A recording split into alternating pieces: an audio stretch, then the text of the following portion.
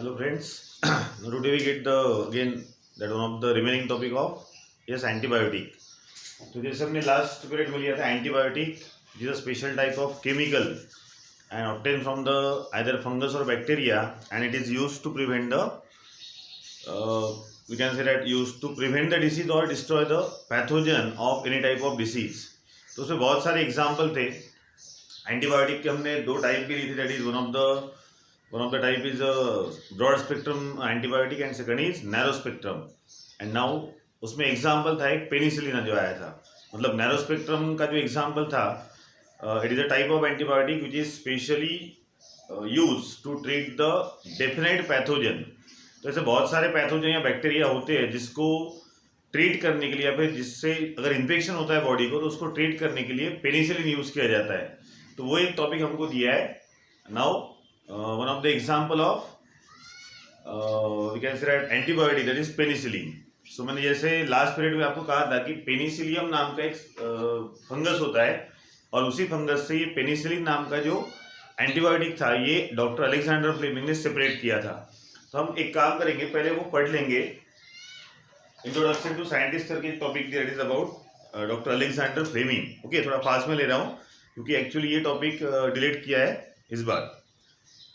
Now Alexander Fleming, a professor of microbiology at St. Mary's Hospital, had cultured the varieties of bacteria and fungi in the petri dishes in his laboratory.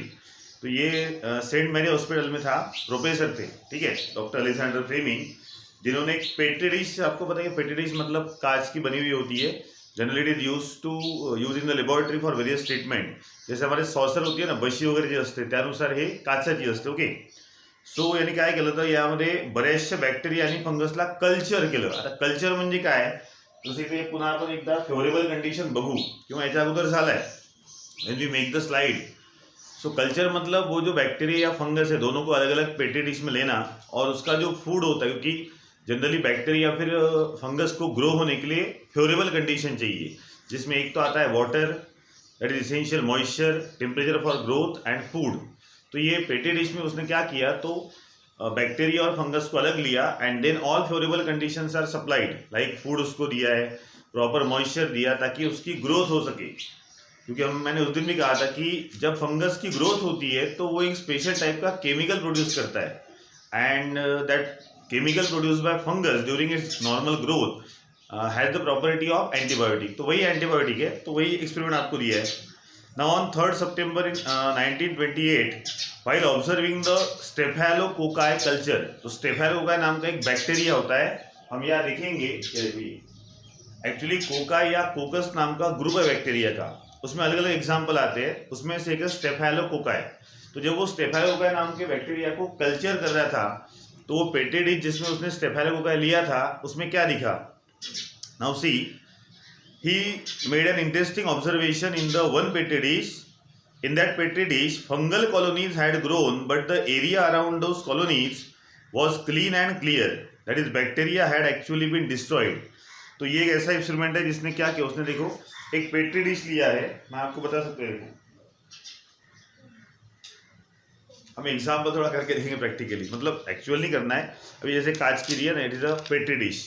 तो उसमें उसने क्या किया, तो fungus लिया और fungus के साथ में बैक्टीरिया लिए, दोनों भी ले लिए. समझो इसमें एक ये जो नीले कलर का है, ब्लू कलर का, इट इज द फंगस, और ये सभी जो चौक के टुकड़े हैं that is the bacteria. Okay, तो इसको कल्चर किया. अब कल्चर करने की वजह से क्या हुआ, तो ये जो ब्लू कलर का फंगस है जैसे उसकी ग्रोथ हुई, अब ये जो बैक्टीरिया थे ये हार्मफुल थे. किसके लिए, फंगस के लिए. फंगस को सेंटर में रखा है और उसके सराउंडिंग में बैक्टीरिया डाल दिए और उसको नेसेसरी फेवरेबल कंडीशन प्रोवाइड की. तो जैसे मतलब कुछ टाइम होने के बाद उसको क्या दिखा, तो ये जो फंगस था ये फंगस ग्रो हुए थे. मतलब जैसे एक ढक्कन है तो ऐसे 10-12 ढक्कन, क्योंकि रिप्रोडक्शन भी वो करते हैं, तो बहुत सारे ऐसे ज़्यादा अमाउंट में, लार्ज अमाउंट में वहाँ फंगस प्रोड्यूस हो गए. लेकिन उसके सराउंडिंग का जो एरिया था that contain actually bacteria, it is a clean. अब क्लीन मतलब समझिए हटा दिया मैंने, तो उसको सिर्फ वहाँ क्या दिखे, तो सिर्फ फंगस की ग्रोथ दिखी. अब एरिया क्लीन हुआ, इसका मतलब क्या, तो वो जो फंगस था वो फंगस की ग्रोथ हुई होगी और फंगस ने ड्यूरिंग दैट ग्रोथ कुछ तो भी ऐसा बनाया होगा जिसके वजह से जो फंगस पे अटैक करने वाले बैक्टीरिया थे वो सबके सब वहाँ से क्लीन हो गए, मतलब डिस्ट्रॉय हो गए। क्लियर? इसका ये भी मतलब है कि भाई फंगस ने ऐसा कुछ प्रोड्यूस किया, that chemical substance which is produced by fungus is harmful for that bacteria, so using that chemical all that bacteria were destroyed or killed. तो ऐसा उसको दिखा है। Clear? Now see, so fungal colonies had growth, मतलब fungus ने reproduction किया, budding से ही करता है वो भी, जो हमने लिया था लास्ट पीरियड में। तो फंगस की कॉलोनी होगी तैयार, लेकिन उसके सराउंडिंग का जो एरिया था वो क्लीन और क्लियर हो गया, that is bacteria had actually been destroyed. इसका मतलब ये हुआ कि फंगस ने जो कुछ ना कुछ केमिकल वहाँ प्रोड्यूस किया होगा, या फिर कोई भी सब्सटेंस कहेंगे हम, उसके वजह से वो सभी बैक्टीरिया डिस्ट्रॉय हो गए या फिर किल हो गए। After further studies he confirm that the fungus growing there was penicillium. फिर बाद में वो कौन सा फंगस था तो वो देखा गया, तो वो फंगस था पेनिसिलियम। नो सीयर नाम दिया हमने, तो वो पेनिसिलियम नाम का फंगस था, और इसीलिए उससे जो कुछ केमिकल बना होगा उसको उसी के नाम के हिसाब से पेनिसिलिन ऐसा नाम दिया गया। And it's secretion had destroy the bacterial colony. तो जो पेनिसिलियम नाम का फंगस था उससे बने हुए सिक्रीशन से या केमिकल से सराउंडिंग वाले सभी जो बैक्टीरिया थे वो एक्चुअली किल हो गए। Thus the first antibiotic penicillin had been discovered accidentally, and this formed the basic for attempt to find the cure for incurable disease. तो ये कोई भाई जानबूझ के करना है या फिर कुछ ढूंढना है ऐसा उसने नाही किया, म्हणजे मुद्दामून काहीतरी करायचं, पण ऍक्सिडेंटली हे डिस्कवर्ड झालं, आणि हे होतं जगातलं पहिलं औषध म्हणता येईल किंवा अँटीबायोटिक म्हणता येईल in the form of antibiotic medicine, that is penicillin. और उसके बाद फिर बहुत सारे एक्सपेरिमेंट हुए, और उसमें बाकी के जो भी आज हम ब्रॉड या नैरो स्पेक्ट्रम एंटीबायोटिक बोलते हैं वो डिस्कवर किए गए। Shouldn't we always be grateful to Alexander Fleming for destroying the life saving antibiotic? Yes. तो जैसे वो डॉक्टर ने ये जो ढूंढ के निकाला, तो वहाँ से एक ईरा स्टार्ट हुआ, एक एज स्टार्ट हुआ, और बहुत ज़्यादा एक्सपेरिमेंट बाद में होते गए, जिसका एक नतीजा है कि आज हमारे पास बहुत अच्छे अच्छे एंटीबायोटिक प्रेजेंट है, and that all antibiotics are used to cure the various types of disease as well as disease causing pathogen. So that is about the discovery of first that antibiotic penicillin. क्या है तो penicillin? So penicillin is a group of antibiotic obtained from the fungus. तो ये group होता है, एक single नहीं है, तो ये एक पर्टिकुलर एंटीबायोटिक का ग्रुप है जो जनरली फंगस से ऑब्टेन किया जाता है, and name of that fungus is Penicillium. So penicillin is the antibiotic which is obtained from the fungus having the name penicillium. Now अब उसके यूज दिए बहुत सारे, बाकी तो इसमें कुछ नहीं है वैसे. Now it is used for controlling the infection caused by bacteria. तो बहुत सारे ऐसे बैक्टीरिया है, अगर उसने हमको इन्फेक्शन किया, किसी को भी इन्फेक्शन किया है, तो उसको ट्रीट करने के लिए जनरली पेनिसिलिन यूज किया जाता है. सो सम बैक्टीरिया आर देयर, उसमें से पहला आ रहा है स्टेफाइलोकोकाई. तो कोकाई या कोकस नाम का ग्रुप है बहुत बड़ा बैक्टीरिया का, उसमें का एक एग्जांपल मतलब स्टेफाइलोकोकस या स्टेफाइलोकोकाई. अगर इसका इन्फेक्शन हुआ तो उसको ट्रीट करने के लिए हम यूज करेंगे antibiotic. Second is the clostridia, जो हमको हार्मफुल बैक्टीरिया में पढ़ना ही है. हार्मफुल में हमको दो ही दिए, एक तो फंगस और दूसरा clostridia.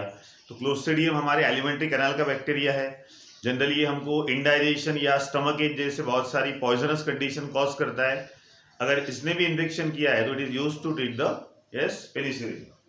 And third is streptococci. जैसे मैंने कहा कोकाई के बहुत सारे एग्जांपल है, तो एक था स्टेफाइलोकोकाई और दूसरा है स्ट्रेप्टोकोकाई. तो ये तीन या इसके ऐसे बहुत सारे बैक्टीरिया है, अगर इससे कोई इन्फेक्शन बॉडी में होता है तो उसको ट्रीट करने के लिए नॉर्मली पेनिसिलिन यूज की जाती है. Now next, medicine containing penicillin are useful to treat the many bacterial infection. इसके अलावा बहुत सारे अदर हमारे बॉडी के ऑर्गन होते हैं, अगर वो ऑर्गन पे बैक्टीरिया का इन्फेक्शन हुआ तो भी ऐसी दवाई दी जाती है जिसमें पेनिसिलिन हो.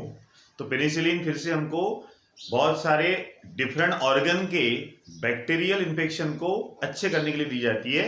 नाउ अगर इन्फेक्शन कॉज होता है हमारे ईयर में, कान में अगर कुछ इन्फेक्शन हुआ, नोज में हुआ, जैसे सर्दी खांसी होती रहती है, पता है ना, हाँ, तो ये सब ट्रीट करने के लिए जो इन्फेक्शन आएगा उसके लिए एंटीबायोटिक कौन सा यूज होगा? पेनिसिलिन. और पेनिसिलिन कंटेनिंग मेडिसिन दी जाएगी. Then infection of throat and skin, so they are some organ body parts, अगर यहाँ पे बैक्टीरियल इन्फेक्शन होता है तो जनरली पेनिसिलिन युक्त दवाई दी जाती है।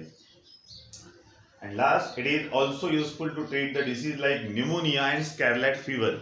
न्यूमोनिया नाम का एक डिसीज है और एक स्कारलेट फीवर होता है, उसके बारे में मैं आपको ग्रुप पे डाल दूंगा इंफॉर्मेशन।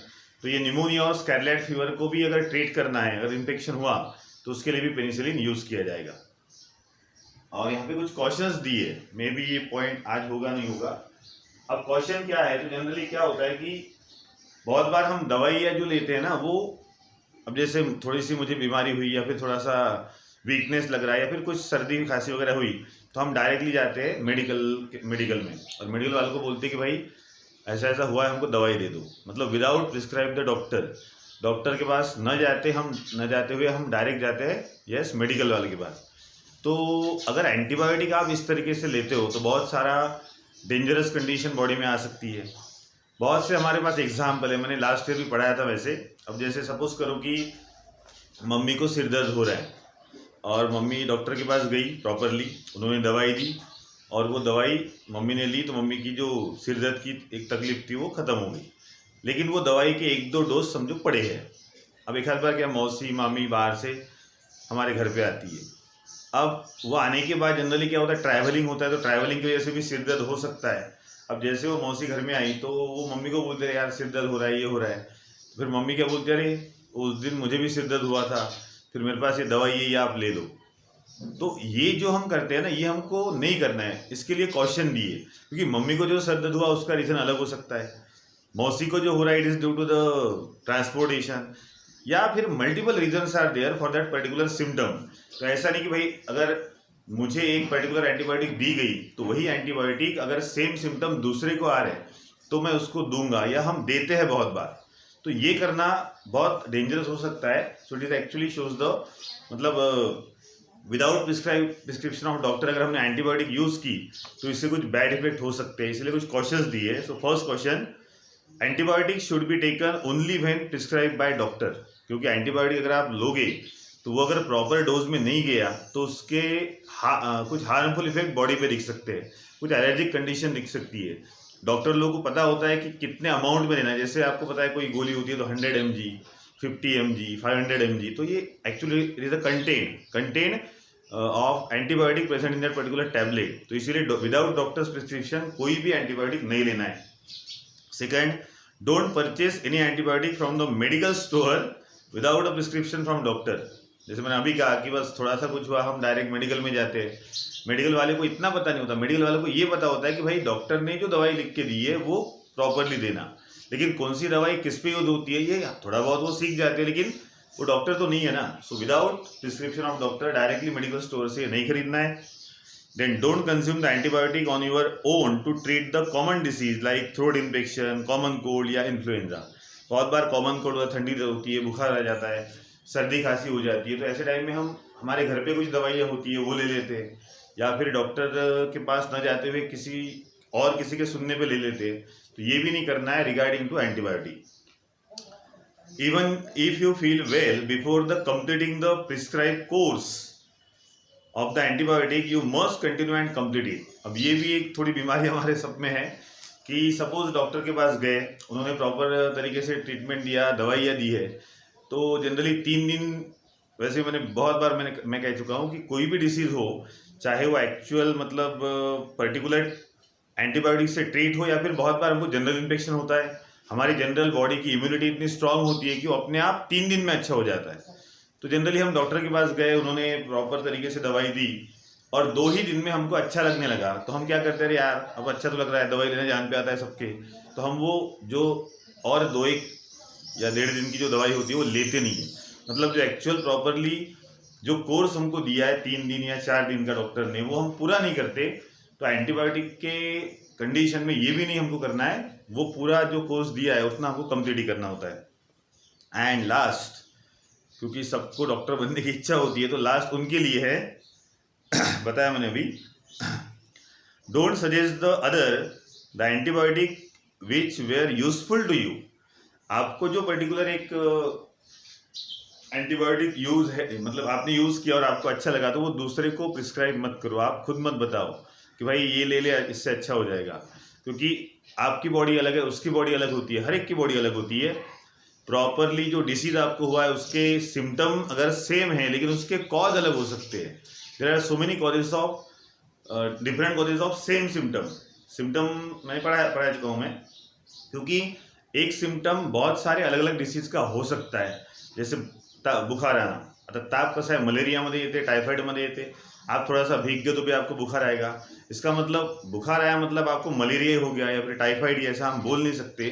तो सिंगल सिम्टम, एक जो पर्टिकुलर सिम्टम होता है बहुत सारे डिसीज का हो सकता है। इसीलिए आपको जो एक पर्टिकुलर दवाई यूजफुल है या स्पेशली एंटीबायोटिक यूजफुल है, आप दूसरे को सजेस्ट मत करो। तो ऐसे कुछ 3-4 क्वेश्चन दिए हैं, बहुत बारी क्वेश्चन एग्जाम में पूछे जाते हैं। So that is about the antibiotic and it's first example एक ही दिया है, दैट इज पेनिसिलिन, और एक क्वेश्चन दिए थे।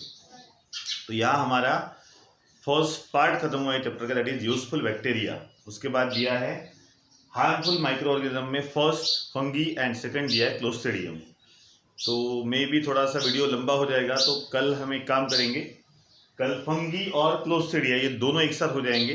और फिर उसके बाद चार्ट दिया है, बहुत सारे डिसीज है, उसके कॉज, उसके सिम्टम। प्रॉपरली क्या है कि 9th में डिसीज नाम का चैप्टर नहीं था, तो इस साल न्यू कोर्स में उन्होंने चैप्टर तो नहीं दिया लेकिन बहुत सारे हमको डिसीज दिए और उससे कुछ सिम्टम दिए, ताकि थोड़ा बहुत हमको भी पता चल सके। अगर ऐसे ऐसे बॉडी में सिम्टम दिख रहे सो मे बी वो पर्टिकुलर डिसीज हमको हो सकता है या फिर हो चुका होगा। तो थोड़ा बहुत एक अंदाज़ा आने के लिए उन्होंने एक चार्ट दिया है। तो हम नेक्स्ट वीडियो में लेंगे अभी कल harmful bacteria, fungus and clostridia. Okay.